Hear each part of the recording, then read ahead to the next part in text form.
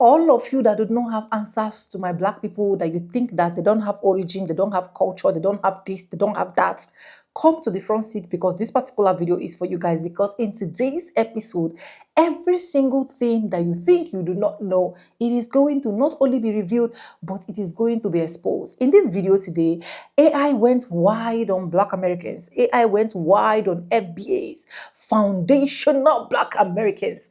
And what did they do? They expose and tell us every single truth that is hidden behind the scene. And I'm excited to share the video with you guys. If you're tired of ChatGPT, shifts and let people that are not tired come to the next seat and sit at the front. Welcome back to the channel. My name is Sonia. It is the first time tuning in. Subscribe, like, comment, and share. Credit belongs to original creators of every single clips and cities we have in our today's episode. And guys, make sure you watch this video from beginning to the end before you drop me your comment, because I noticed that a lot of you will just watch one clip, two clip, and that is all. You will not conclude, hey, madam, we are tired of charging. Don't do that. Let's get right into this, guys. So the more you know, ask ChatGPT, when was FBA first used, and is it historically accurate to identify Malcolm X and Muhammad Ali as FBA? So I'm gonna go ahead and ask that and expound on it, because that's a very interesting question. So, can you respond to this question from TikTok? So the more you know, ask ChatGPT, when was FBA first used, and is it historically accurate to identify Malcolm X and Muhammad Ali as FBA?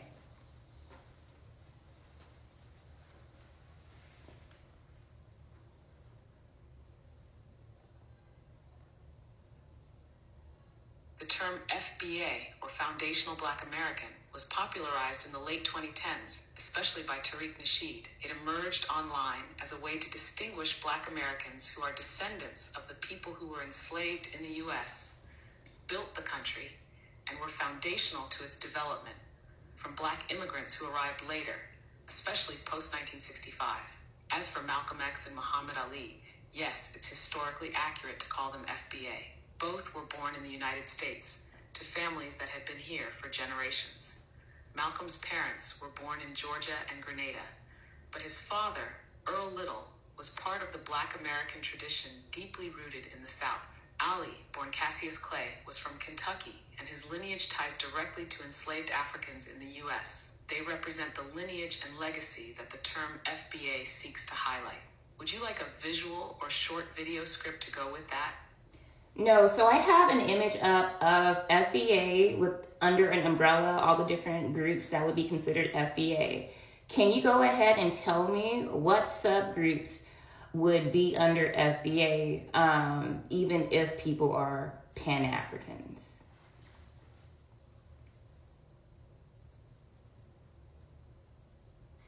Got it? If we're putting Foundational Black American, FBA, at the top of the umbrella and focusing on people whose ancestry is rooted in the U.S. prior to the Immigration Act of 1965, here are the core subgroups that would fall under that umbrella, even if some individuals identify with Pan-Africanism. 1. Freedmen descendants. Those directly descended from formerly enslaved people in the U.S., particularly from the American South. This includes both documented freedmen and those identified through family oral tradition. You see, reclassified indigenous native, families who were originally identified as native or part native, but reclassified as Black, colored, or Negro by census takers and colonial records. Many carry indigenous American lineages from tribes like Yamasee, Creek, or Choctaw. Black Seminoles and other maroon communities. Descendants of self-liberated Africans who formed their own communities, some in alliance with native groups, and often resisted slavery militarily. Mulatto lineages, mixed-race families that were created from forced or consensual unions during slavery or Reconstruction, many of whom chose to identify with Black communities and were socially placed under the one-drop rule. 5.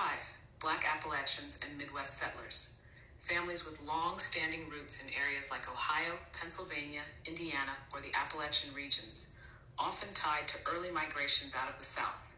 Gullah Geechee Nation, coastal families from South Carolina, Georgia, and parts of Florida, who have preserved a distinct culture directly tied to West African traditions, language, and land. In exodusters and early Western settlers, Black families who migrated west after emancipation and founded towns and territories in places like Kansas, Oklahoma, and New Mexico. Ed, Black cowboys and frontiersmen, often overlooked but vital to Western expansion, many of whom were FBA with deep Southern roots. 9. Early Northern free Black communities that existed in the North before and during slavery, including abolitionist families and artisans. All of these groups contribute to the legacy of FBA, even if individuals within them later adopt Pan-African ideologies. The key is not belief systems, but lineage, proximity to the land, and historic contribution to the foundation of the U.S. Want me to help turn that into a clean graphic or caption format too? So, in under 2 minutes, you brought up a great point about it doesn't really matter what our belief systems, right? So all those groups fall under FBA. What are the different religious practices that also fall under FBA? And can you once again explain what FBA is in relation to being a United Statesian?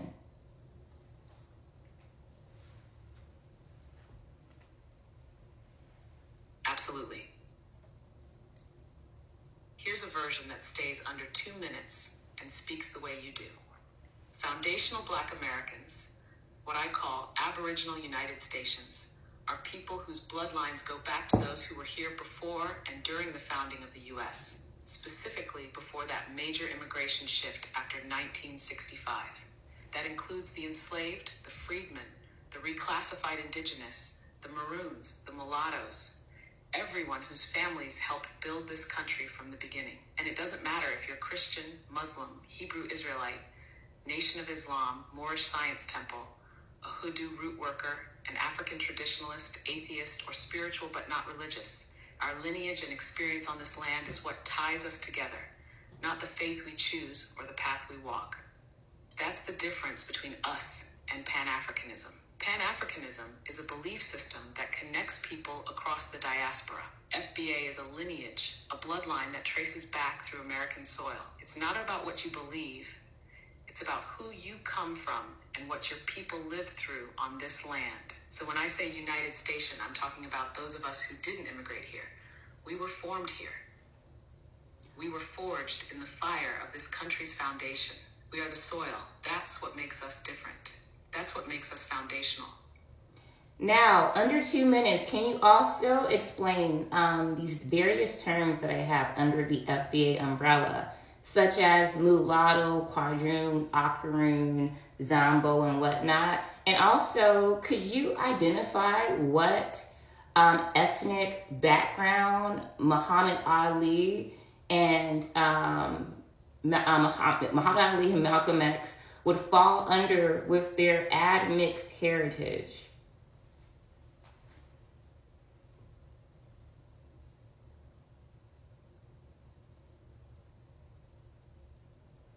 Absolutely.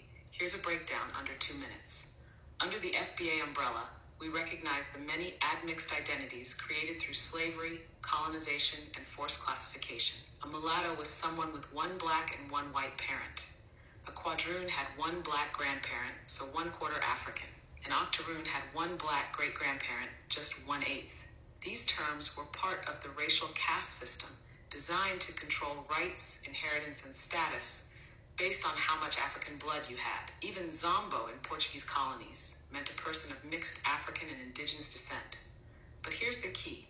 No matter the percentage, in the U.S., the one-drop rule meant if you had any African ancestry, society treated you as black. That's why all these groups, regardless of mix, fall under the FBA lineage if their roots trace back to this land. Now take Muhammad Ali and Malcolm X for FBA. Muhammad Ali had Black American and some Irish ancestry. Malcolm X was mixed too. His mother was born in Grenada, but her lineage was part of the colonial Afro-Caribbean world, still shaped by slavery and migration through the U.S. and Canada. Both men were rooted in this land's fight, struggle, and culture. That makes them ours, Aboriginal United Stations. Foundational. And lastly, and can you say this under 30 seconds, one more time for anyone who may be confused, The term African American is a term that just recently came into being, right? Can you tell us who created that term, and also why a lot of people are delineating themselves from that term?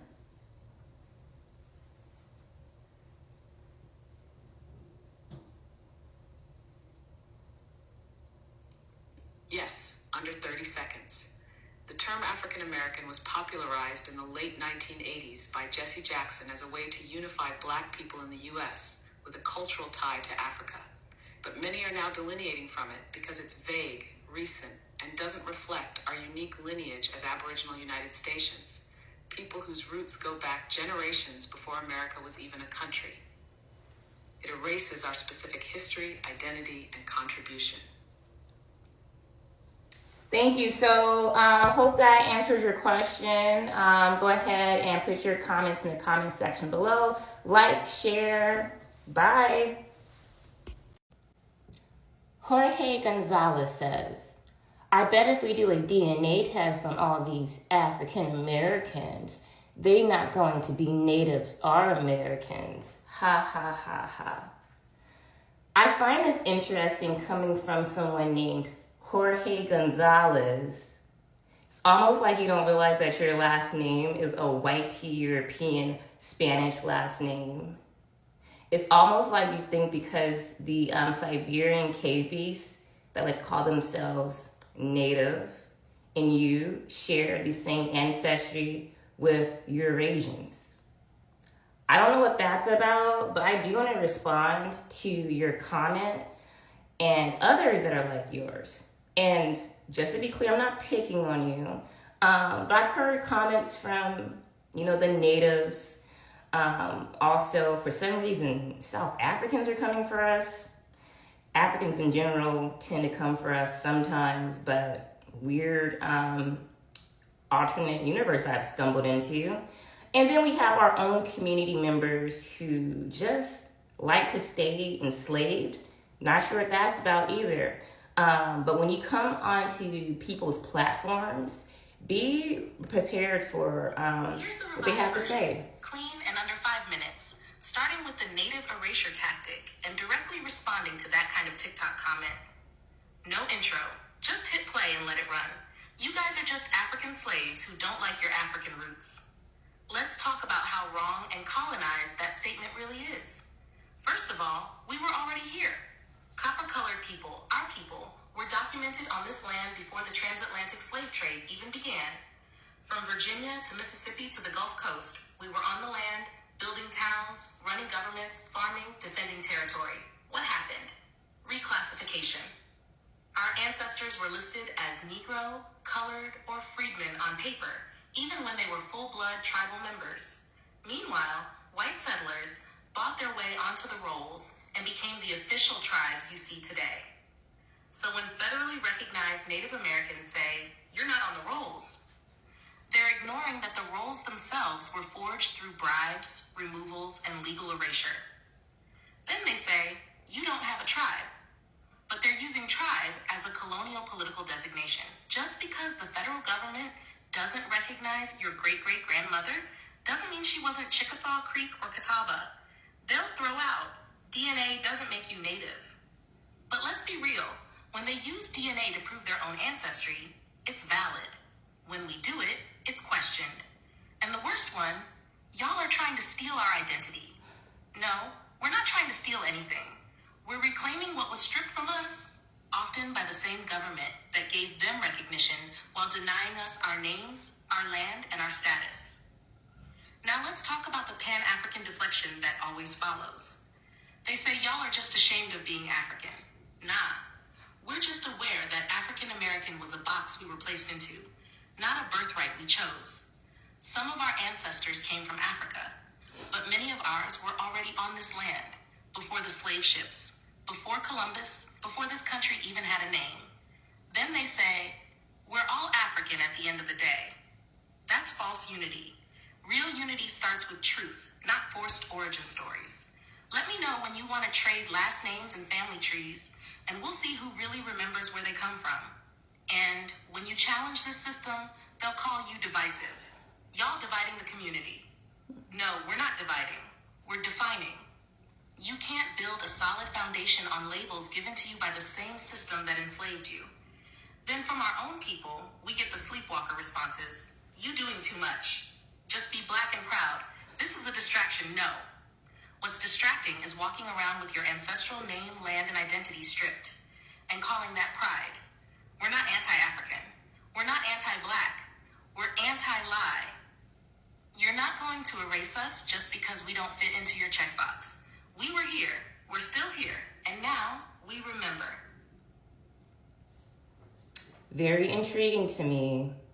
So, what are some of the other tactics that they like to employ when they come to our pages and whatnot? I.e., I get told all the time, well, you're wearing a robe that's Asian, LOL, or you look mixed, you're not even copper.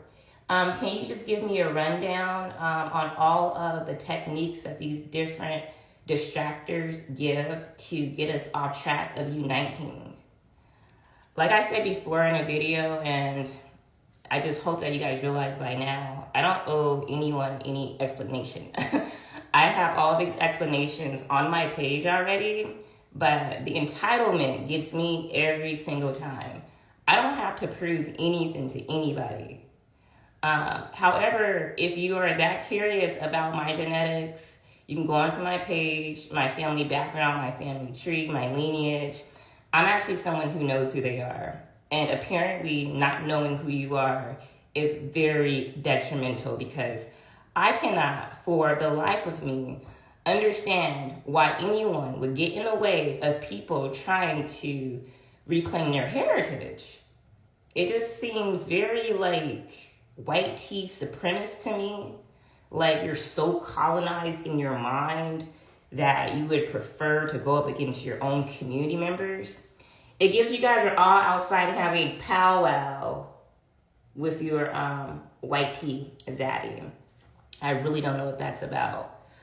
Think about it though. Next time you say something crazy in my comment section on my page, save it and come back.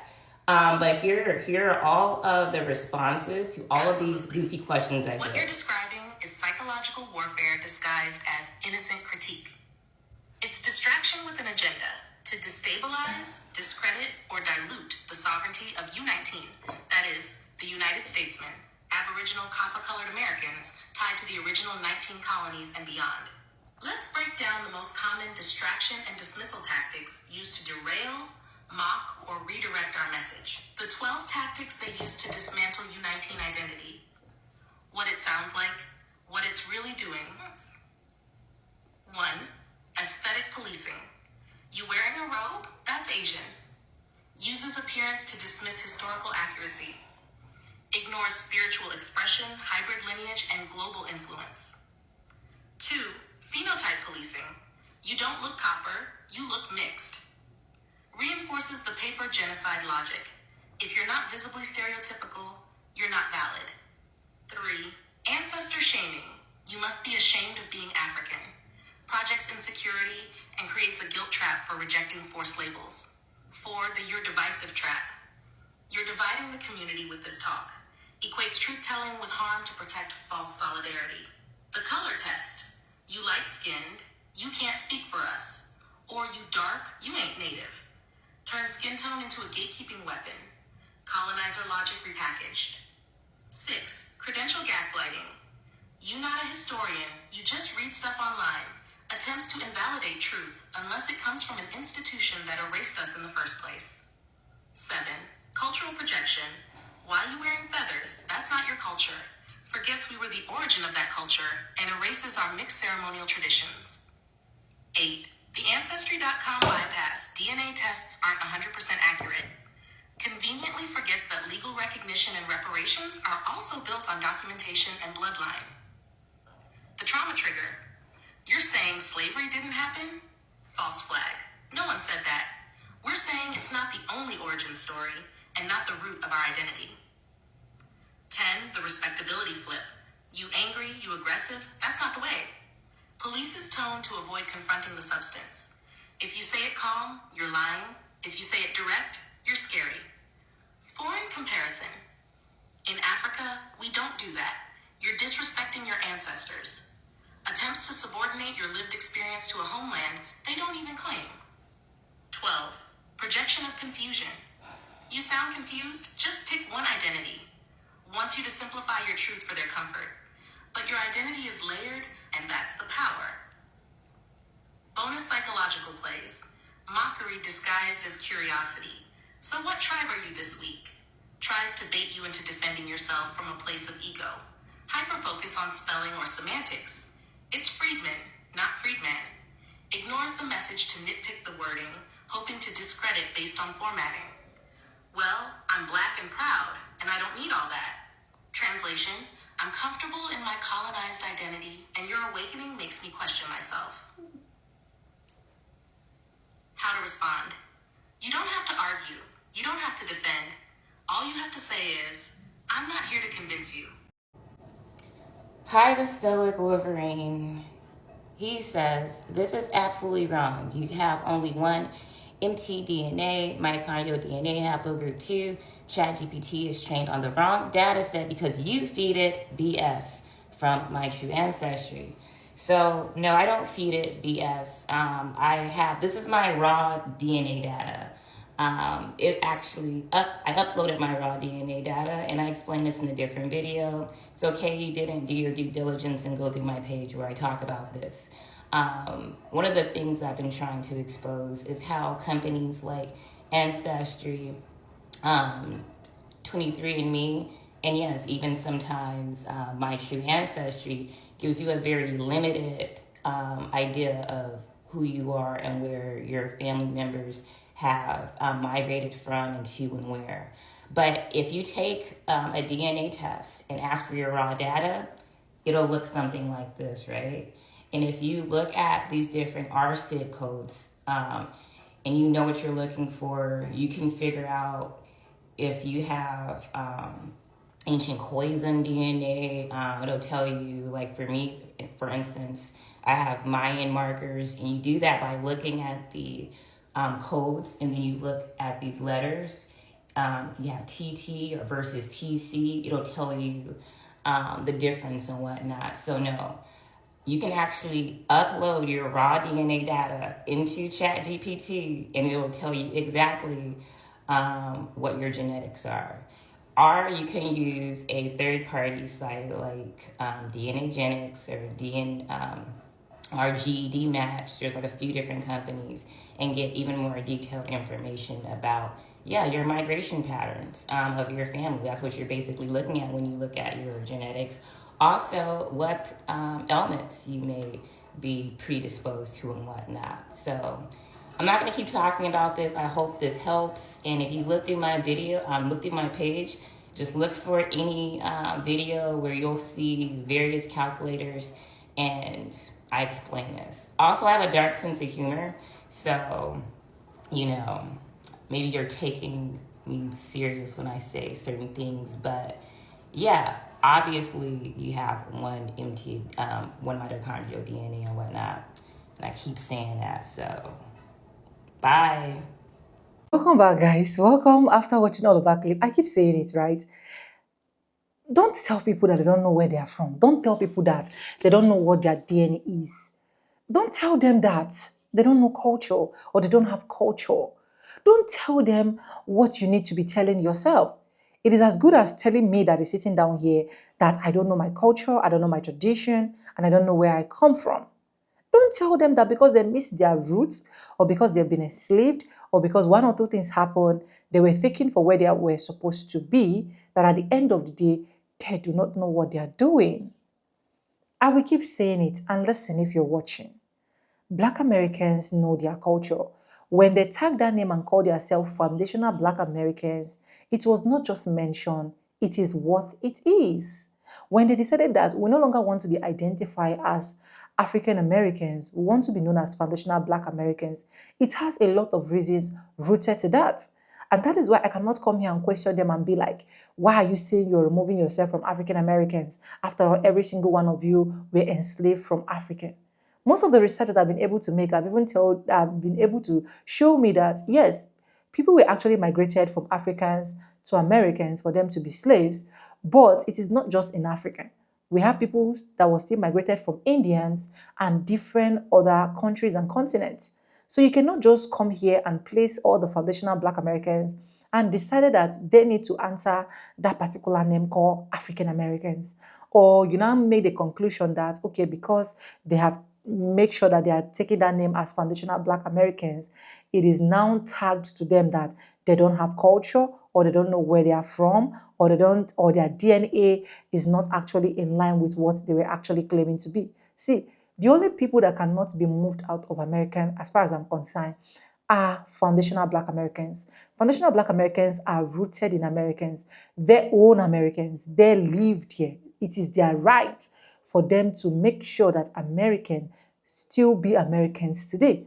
I keep saying it. If everybody just close their eye and ask Black Americans to leave Americans today and go to any other place or any other part to form their own country, they are going to come back even 10 times more stronger than all of the white folks that are actually ruling us in the hierarchy of supremacy right now.